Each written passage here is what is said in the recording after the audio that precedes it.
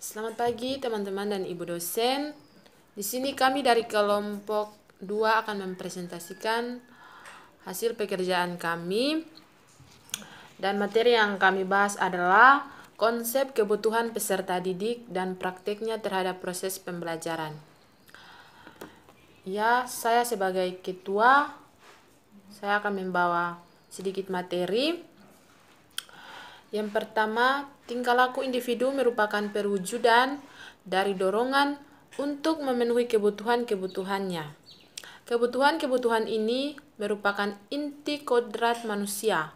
Dengan demikian, dapat kita pahami bahwa kegiatan sekolah pada prinsipnya juga merupakan manifestasi pemenuhan kebutuhan-kebutuhan individu tersebut. Berikut ini akan kami menjelaskan beberapa kebutuhan peserta didik yang perlu mendapat perhatian dari guru. Di antaranya yang pertama, kebutuhan jasmania. Sesuai dengan teori kebutuhan menurut Maslow, kebutuhan jasmania merupakan kebutuhan dasar setiap manusia yang bersifat instintif dan tidak dipengaruhi oleh lingkungan dan pendidikan. Kebutuhan-kebutuhan jasmania peserta didik yang perlu mendapat perhatian dari guru di sekolah yaitu makan, minum, pakaian, oksigen, sekolah, istirahat, kesehatan, gerak-gerak jasmani, serta terhindar dari berbagai ancaman. Untuk memenuhi kebutuhan-kebutuhan jasmania peserta didik ini, sekolah melakukan upaya-upaya, yaitu memberikan pemahaman terhadap peserta didik tentang pentingnya pola hidup sehat dan teratur, menanamkan kesadaran kepada peserta didik untuk mengonsumsi makanan-makanan yang mengandung gizi dan vitamin tinggi, memberi kesempatan kepada peserta didik untuk beristirahat, memberikan pendidikan jasmani, dan latihan-latihan fisik seperti olahraga. Itu sedikit materi yang saya bawakan. Selanjutnya saya serahkan kepada teman-teman anggota saya untuk membawakan materi selanjutnya. 2. Kebutuhan akan rasa aman. Rasa aman merupakan suatu kebutuhan yang sangat penting bagi kehidupan peserta didik, terutama rasa aman di dalam kelas dan di sekolah. Setiap siswa yang datang ke sekolah sangat mendambakan suasana sekolah atau kelas yang aman, nyaman, dan teratur, serta terhindar dari kebisingan dan situasi yang mengancam. Hilangnya rasa aman di kalangan peserta didik juga dapat menyebabkan rusaknya hubungan interpersonalnya dengan orang lain, membangkitkan rasa benci terhadap orang-orang yang menjadi penyebab hilangnya rasa aman dalam dirinya. Lebih dari itu, perasaan tidak aman itu akan mempengaruhi motivasi belajar siswa di sekolah. 3. Kebutuhan akan kasih sayang. Semua peserta didik sangat membutuhkan kasih sayang, baik dengan orang tua, guru, teman-teman sekolah, dan dari orang-orang yang berada di sekitarnya. Peserta didik yang mendapat kasih sayang akan senang, betah, dan bahagia berada di dalam kelas, serta memiliki motivasi untuk berpartisipasi aktif dalam kegiatan belajar mengajar. Sebaliknya, peserta didik yang kurang mendapat kasih sayang akan merasa terisolasi, rendah diri, merasa tidak nyaman, sedih, gelisah, bahkan mungkin akan mengalami kesulitan belajar, serta memicu munculnya tingkah laku maladaptif. Kondisi demikian pada gilirannya akan melemahkan motivasi belajar mereka. Materi selanjutnya saya berikan kepada teman selanjutnya. Oke, baik, terima kasih atas kesempatannya. Di sini saya akan melanjutkan pembahasan materi yang kemudian sudah dibahas sebelumnya oleh premateri 1 dan premateri 2 ya. Dan di sini saya dipercayakan untuk menjadi premateri 3. Dan ada 2 poin yang kemungkinan saya akan bahas, yaitu yang pertama kebutuhan akan penghargaan, dan yang kedua kebutuhan akan rasa sukses. Ya. Jadi mata kuliah yang kami bahas ini tentang perkembangan peserta didik ya. Oke, langsung saja saya akan membahas terkait dengan kebutuhan akan rasa penghargaan.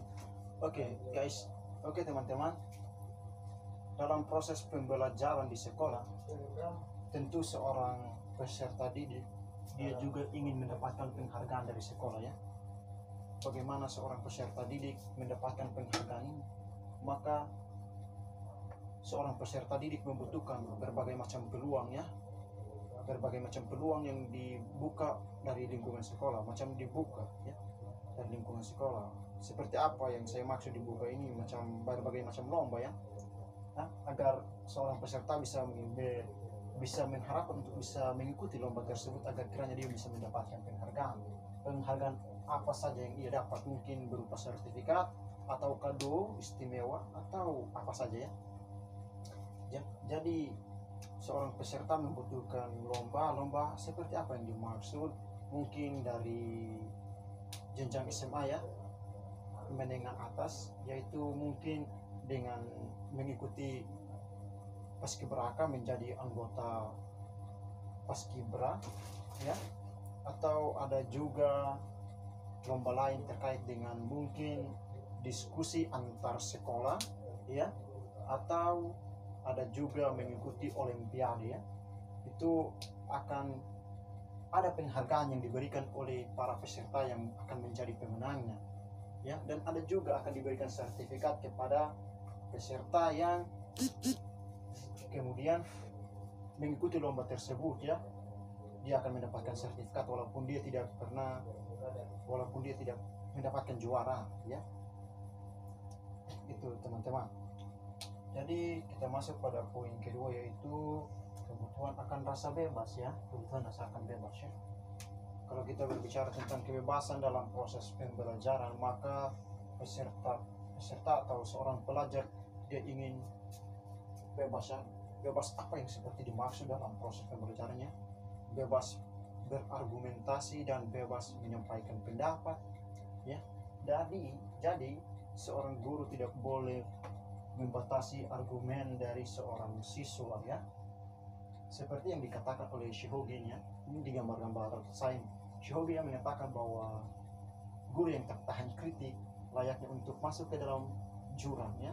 Di sini Shihogin dia katakan seperti begitu ya. Karena itu tidak boleh seorang guru untuk menahan argumentasi para siswa, karena nanti siswa marah ya. Dan juga guru tidak boleh terlalu menekan siswa.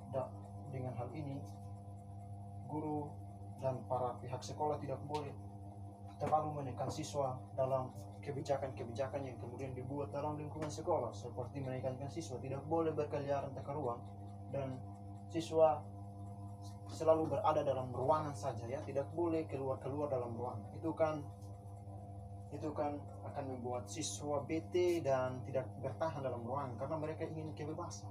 Mereka ingin mencari nuansa-nuansa atau cakrawala-cakrawala yang berada di luar sana ya. Jadi kalau siswa ditekankan terus dengan kebijakan-kebijakan yang menekankan mereka untuk selalu berada dalam lingkungan sekolah, tentu akan ada terjadinya konflik ya. Konflik di sini tuh, konflik. Kenapa dengan demikian saya katakan konflik? Karena dalam materi yang kemudian saya baca ya, saya sudah pelajari. Kenapa dengan demikian saya katakan konflik? Karena ketika siswa ditekankan terus dalam ruangan atau ditekankan terus dalam lingkungan sekolah, mereka tidak akan bebas. Maka mereka berhak untuk melakukan berbagai macam hal yang ingin mereka lakukan. Ya, bisa saja mereka berkelahi ya, untuk menggerakkan tubuh mereka, atau apa saja yang ingin mereka lakukan. Yang penting mereka ingin bebas begitu ya. Kalau mereka ditekankan terus dalam, jadi sebaiknya dari pihak sekolah itu harus memberikan kebebasan yang layaknya untuk diberikan kepada peserta, supaya tidak akan timbulnya konflik ya. Yang sudah saya tulis di sini konflik, ini konflik ya. Oke, itu materi yang kemudian sudah saya bahas terkait dengan dua poin yang kemudian diberikan kepada saya. Kurang dan lebihnya saya mohon maaf. Selanjutnya saya akan persilakan kepada pemateri lain. Nah, yang keenam yaitu kebutuhan akan rasa sukses. Seperti yang kita ketahui bersama, bahwa yang namanya peserta didik pasti menginginkan agar setiap usaha yang dilakukannya di sekolah, yang lebih utamanya itu dalam bidang akademis, pasti menginginkan berhasil dengan baik.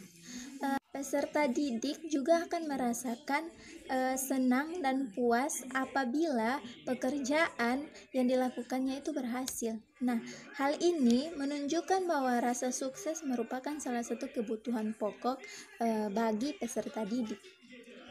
Kemudian yang ketujuh yaitu kebutuhan akan agama. Nah, seperti yang kita ketahui bersama, semenjak kita dilahirkan, kita sebagai manusia juga telah membutuhkan agama. Yang dimaksud dengan agama dalam kehidupan yaitu iman yang diyakini oleh pikiran, diresapkan oleh perasaan, dan dilaksanakan dalam tindakan, perbuatan, permintaan, dan sikap.